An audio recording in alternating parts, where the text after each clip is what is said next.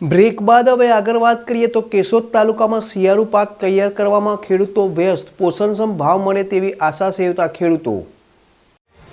ઘઉં, ધાણા, ચણા, જીરું સહિતના પાકો તૈયાર થયા હોય ખેત પેદાશોમાં ઉત્પાદનથી ખેડૂતો મન મનાવી રહ્યા છે, પરંતુ પોષણક્ષમ ભાવ મળી રહેશે કે કેમ એ બાબતે ખેડૂતોની મુશ્કેલીમાં વધારો કર્યો છે। હાલના વર્ષે શિયાળુ પાકનું મોટા પાયે વાવેતર થયું છે, જેમાં ઉત્પાદન પણ સારું રહેવાની શક્યતા સેવાઈ રહી છે, ત્યારે ખેત પેદાશના પોષણક્ષમ ભાવ મળશે કે કેમ તે જોવાનું રહ્યું।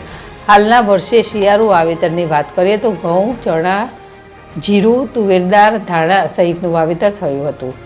હાલના વર્ષે રવિ સિઝન એટલે કે શિયાળુ પાકના વાવેતર બાબતે જોઈએ તો ઘઉં 14,200 હેક્ટર, જુવાર 80 હેક્ટર, ચણા 17,255 હેક્ટર, જીરું 2,400 હેક્ટર, ધાણા 1,600 હેક્ટર, ડુંગળી 70 હેક્ટર, લસણ 72 હેક્ટર, શાકભાજી 90 હેક્ટર, ઘાસચારો 300 હેક્ટર, મગ 5 હેક્ટર, દિવેલા 20 હેક્ટર સહિત કુલ 36,092 હેક્ટરમાં વાવેતર થયું છે। જ્યારે ગત વર્ષની વાત કરીએ તો ઘઉં 8,500 હેક્ટર, ચણા 14,200 હેક્ટર, જીરું 9,500 હેક્ટર, ધાણા 5,200 હેક્ટર, ડુંગળી 85 હેક્ટર, લસણ 85 હેક્ટર, શાકભાજી 120 હેક્ટર, ઘાસચારો 740 હેક્ટર, મગ 11 હેક્ટર સહિત કુલ 38,550 હેક્ટરમાં વાવેતર થયું હતું।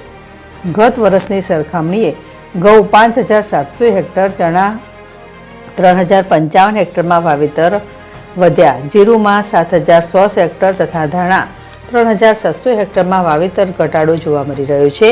3,750 હેક્ટરમાં તુવેરનું વાવેતર હોવાથી ગત વર્ષની સરખામણીએ 2,458 હેક્ટરમાં શિયાળુ પાકમાં ઘટાડો નોંધાયો છે।